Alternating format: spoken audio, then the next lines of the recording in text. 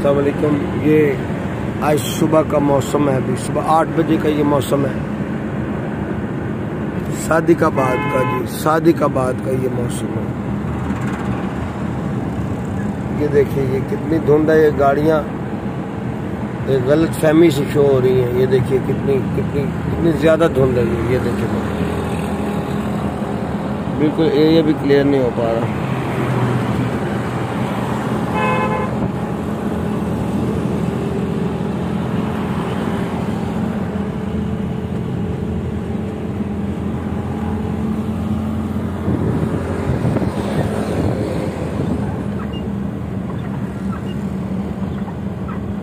अभी नज़दीक आने पे पता चला कि ये गाड़ी है। सर्दी देखिए,